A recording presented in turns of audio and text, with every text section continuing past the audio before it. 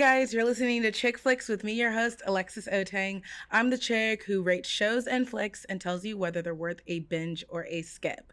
So, guys, today's episode is going to be about my April movie watch list. These are all the films coming out this month that I think you guys need to go and see, the films that I'm going to probably review this month. And yeah, I am super excited for this month because we have a lot of great films coming.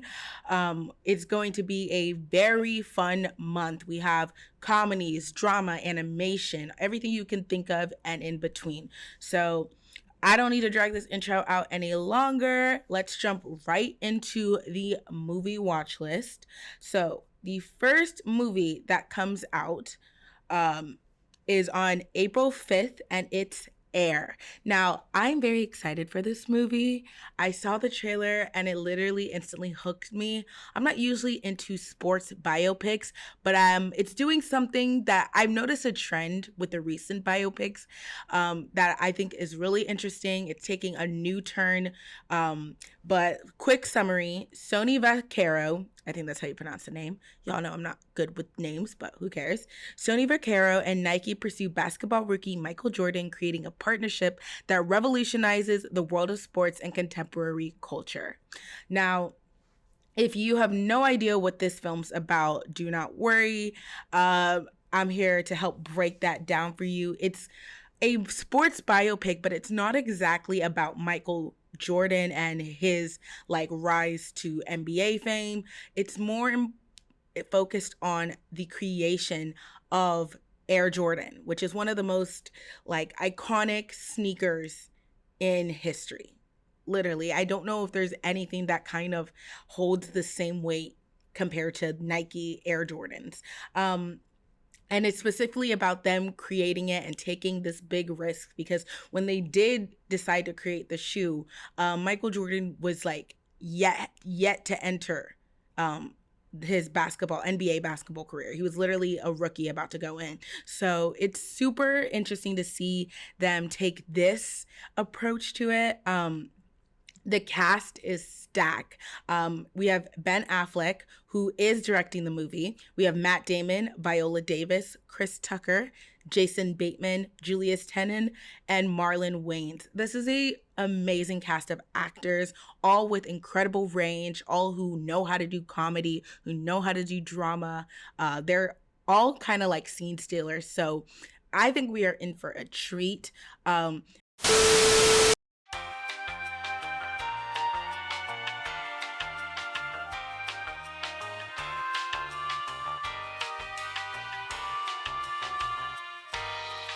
Okay, so unfortunately, there's going to be a little bit of a jump in the video because the phone rang and we had to go deal with that, and something happened with the camera, so a little bit of technical difficulties. So sorry about that. But if you're listening on the podcast, not podcast. If you're listening on Spotify, you're not gonna hear anything. It's just gonna kind of be like I talked and I moved to a different subject. But back to what I was saying, I think I was about to say the director is Ben Affleck, and he has directed a bunch of movies prior to this, most notably being Argo and Gone Baby Gone. It's really exciting to see him going back into directing a bit. We haven't seen a film for him in a while, but he's a great actor, and he's also a good director. So I really am excited about this movie. Some of the thoughts I have on the film, first of all, when they were kind of pitching the movie to Michael Jordan, apparently, I don't know if this is confirmed, but he would only let them do the movie if Viola Davis would play his mother. And I think I would pick Viola Davis to play my mom if they decided to make a movie about me. She's literally Viola Davis. Y'all know I ride for that woman and everything she does. I absolutely love her. So I am in full agreement with Mr. Michael Jordan. If anyone's going to play your mom, make sure it's Viola Davis. So as for it being a sports biopic, those have been doing extremely well at the Academy Awards. Look at I, Tonya and King Richard. Both were nominated for Academy Awards. And also they got nominations in the acting categories. Margot Robbie got a nomination for Best Actress, and Will Smith got a nomination for Best Actor for King Richard, and Will Smith won. So I think that this film has amazing potential to do well. I know the Oscars just happened, but we got to start thinking about next year, okay? We're on to this year's film. And I think if this film is as good as the critics who are right now raving about it, it has, I want to say, a 90% on Rotten Tomatoes. It's been certified fresh on Rotten Tomatoes. Let me make sure. Okay, it hasn't been certified fresh yet, but it's 98% and 99 audience score, 98% tomato meter for critics. So that is great. You know, we're waiting for that certified fresh. I'm sure it's gonna get it. I honestly don't know. Like, I understand there's sometimes a worry that films like this are going to flop because they rely too much on their heavy stacked cast. They don't have a good plot. The comedy is bad. But all of these people are great comedic geniuses. They're great comedic actors. I mean, Chris Tucker, Marlon Wayans, Jason Bateman. Like, some of the films, Chris Tucker, Rush Hour, all the Rush Hour films, Friday. You can go to Jason Bateman. I love him in Horrible Bosses. I think that movie's hilarious. Marlon Wayans, White Chicks. Like, they know how to do comedy. They know how to do it well. So I'm very excited for this movie. And I think it's kind of funny that Michael Jordan is now going to get another movie that will probably be like a classic. He has Space Jam, a movie that involves him, that his character's brought to light. Now he's getting another movie that I'm sure is just going to be as good. And I like this take on not just focusing on Michael Jackson's story, because there's so many documentaries on his rise to fame. There's so many documentaries on his run through the NBA. But let's talk about one of the most iconic pieces that are tied to him, his shoe. Literally. They are still famous today. People are like always trying to get the next Jordan that comes out. So I think this is a great, take. And this also, Matt Damon, this isn't his first sports biopic. Invictus, I think that's what it's called. He did that one with, I'm about to say Nelson Mandela. It involves Nelson Mandela.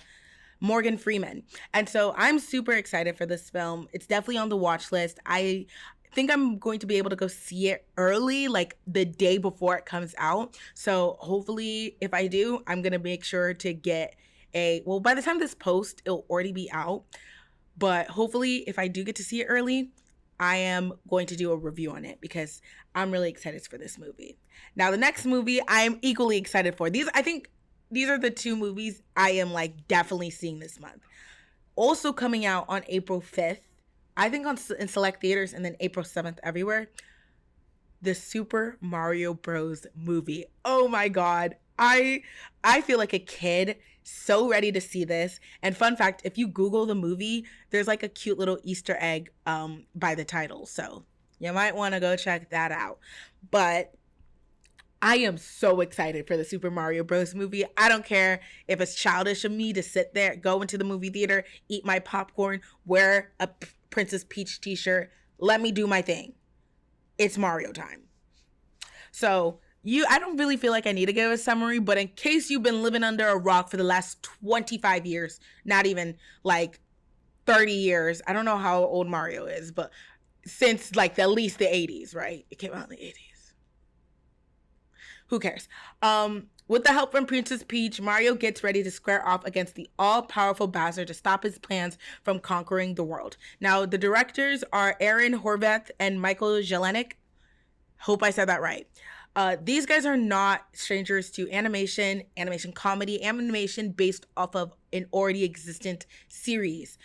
They created Teen Titans Go. And now, however you feel about Teen Titans Go, it definitely was different, but you know, some of the nuances of the show are ingrained in Teen Titans Go, and they ultimately do a team up movie with the original Teen Titans animated series, and from reviews, it was great. So I'm excited to see what they bring to the table. The cast stacked. We have Chris Pratt as Mario, Anya Taylor-Joy as Princess Peach, Charlie Day as Luigi, Jack Black as Bowser, Keegan-Michael Key as Toad, and Seth Rogen as Donkey Kong. bangers. You got a stacked cast right here, like hard hitters. And then we're also getting, this is also a film produced by Nintendo and Illumination. And Illumination is in its bag this year, okay? I don't think any of, or it's been in its bag the past couple months, because Puss in Boots, no, that came out in like January, February, whatever. Puss in Boots, The Last Wish was amazing, okay? They created Despicable Me. They created Sing. They know how to make good movies, okay? Minions Rise of Gru, some of y'all really thought it was gonna flop. It did pretty good. I thought it was good. I actually watched it while I was, what's it called? I watched it while I was working my summer camp job as a camp counselor. So I watched it in a theater with kids, like the kids I was in charge of, and they were loving it. They laughing, and I actually was laughing too. I thought it was pretty good. But I did fall asleep, not because I was bored. I was tired. I literally had to do something the night before, so I was trying to keep myself awake because I genuinely was entertained, but I did fall asleep for like a good 10 minutes. Let's get back on track though. This movie is just going to be pure fun. From the reviews, people are so excited. They're super happy. It hasn't been reviewed yet on Rotten Tomatoes, but some of the small reviews I've seen from people who've gotten to see it early, they're like, it's fun. It's a fun film. It doesn't take itself seriously, which is what it needs to do. Super Mario has never been something to take serious. It's never been something that need to be heavily dramatized. Except, did y'all see that SNL skit that made an HBO Max version of Super Mario Bros? Low key, if they were to actually do that, I'd watch it. I know y'all would, especially if it has Pedro Pascal. But this film, I know it's one of the most anticipated films of this year, and it's gonna be a fun time. Let me just make the first statement. I don't think Chris Pine voicing Mario is that big of a deal, and I'm not bothered by it in any way, shape, or form. I low-key think if they would have actually did a Mario impersonator voice, it would be very annoying to watch the film.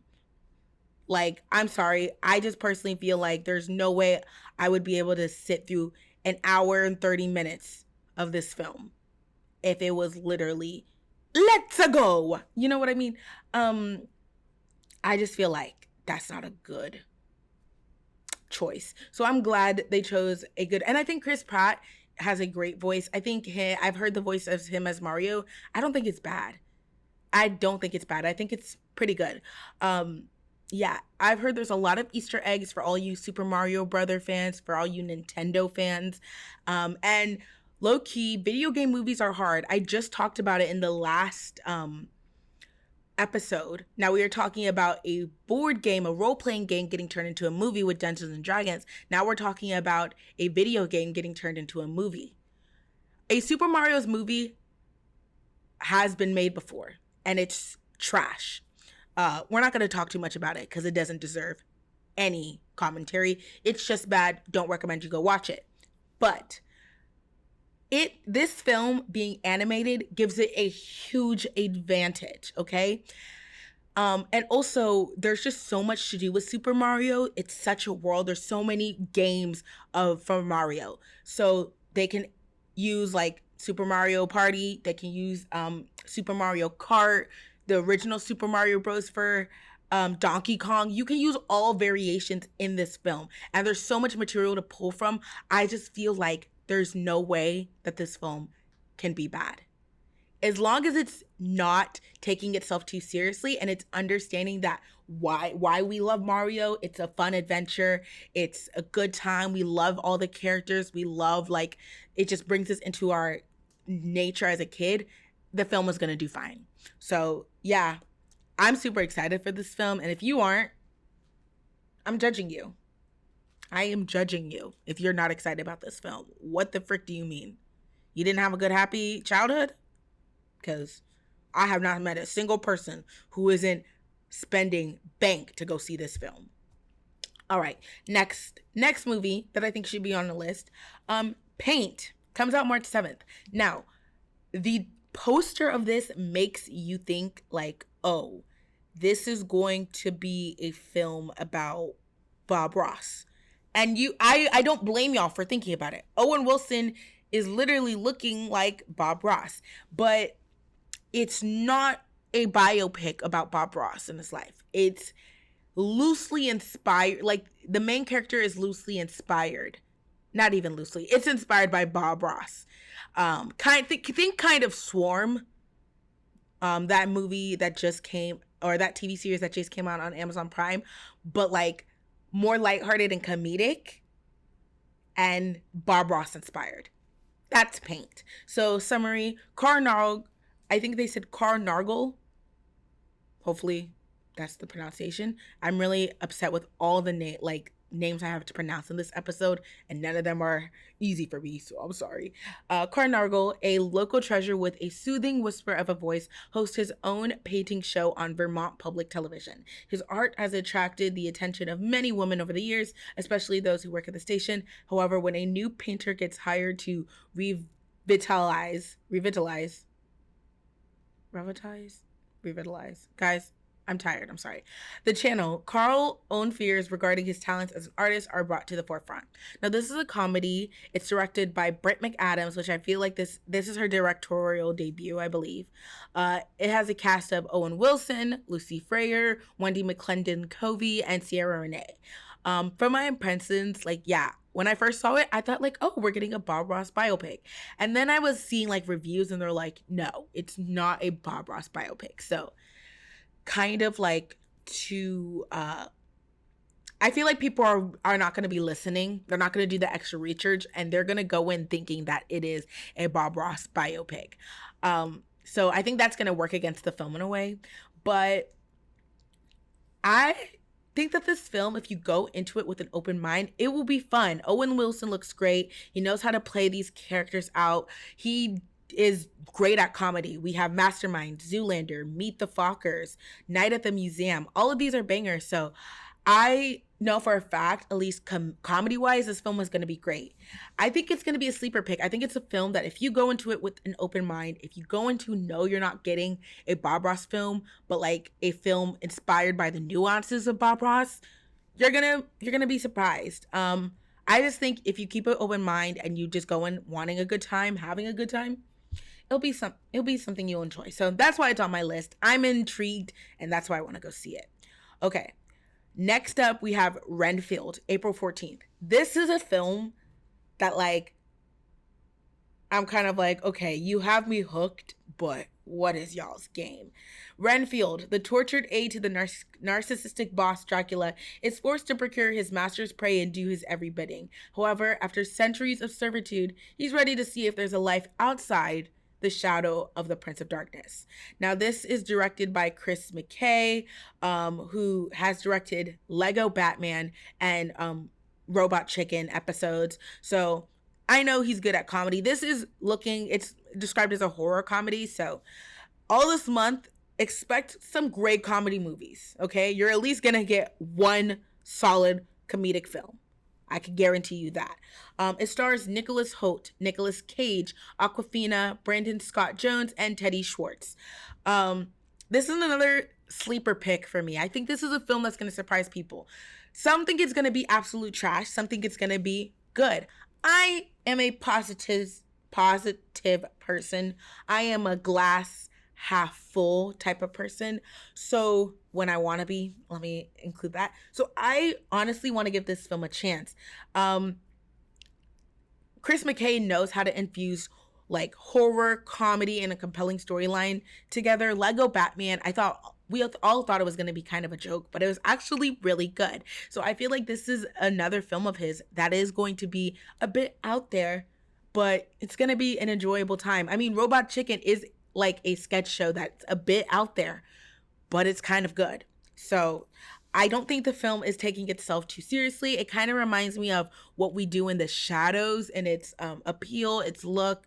Nicolas Cage as Dracula.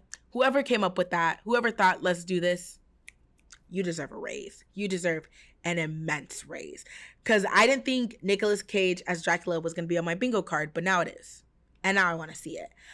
But yeah, this is definitely on my list. It comes out April 14th. Like I said, I think all these films are just going to be a good time. I think we're going to go in like and expect one thing and get more than we wanted. I really do think this is a great month of film, and I'm excited to see this one. I definitely am going to try to. There's a lot of films this month. Don't know if I'm going to be able to get to all of them, but I will try. I'm going to do an honorable mentions right now before I do my last one, because like I said, there's a lot of films this month. And if I sat here and talked about every single one, this would be an hour, and I literally only had like 15 minutes technically to film this episode, going a bit over time. But my honorable mentions: Sweetwater on April 14th, Evil Dead Rise April 21st is coming out, Guy Ritchie's The Covenant April 21st. Every guy has, sorry about that, I got a call, but literally every guy who's in the film has been talking about this film and how excited they are to come out, and I'm just like, okay, whatever. I'll go see it though. Guy Ritchie is good at making films. And Beau is Afraid that comes out April 14th. Those are some honorable mentions. A lot of critics are raving that these films are going to be great. So if you're hoping to hear any of those films, definitely, if that's your tea, you should go see them, because they're making a lot of critics list on what you should go see this month. But the last film I am personally going to talk about is Are You There, God? It's Me, Margaret. This book is a fever dream because I remember reading it like in elementary school, like 4th grade, 5th grade. I don't remember the plot. I don't remember a damn thing about the plot, but I do know I enjoyed the film. Quick summary: raised by a Christian mother and a Jewish father, an adolescent girl named Margaret starts to ask questions about religion and faith and herself. So director Kelly Fremon Craig, she's directing this. She wrote and directed The Edge of 17. So she knows how to do a good coming of age film, a good preteen coming of age film from the perspective of a young girl. It stars Abby Ryder Forston, Rachel McAdams, Ellie Graham, Kathy Bates, and Benny Safdie. Now, like I said, I vaguely remember reading this book. I don't remember the plot, but I did remember I enjoyed it. This film kind of reminds me of the A24 film 8th Grade, but way more lighthearted, way more upbeat, more coming of age, like boyhood in a way. It stars Rachel McAdams. Love that woman. She has a great range as an actress. Amazing range. Kathy Bates, who I loved her in American Horror Story. I love her in all of her films. Like, she knows how to do comedy. She was in The Waterboy. Like, freaking love Kathy Bates. Book adaptations do have a curse. You guys know me and curses.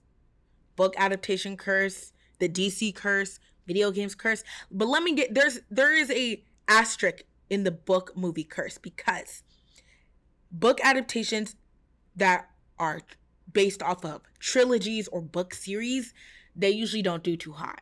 Okay, there's only a handful that do good. Hunger Games, Harry Potter are the ones that come to mind. But standalone book adaptations, those do well. Those do immensely well.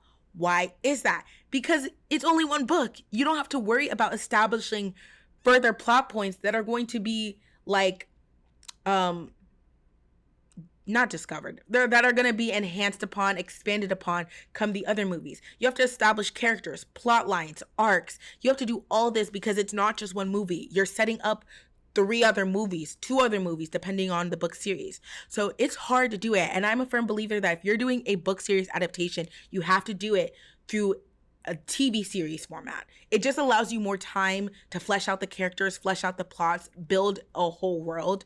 Look at Bridgerton. They've done an amazing job. They're going to do it to the Percy Jackson series. And I think that's going to be a great adaptation.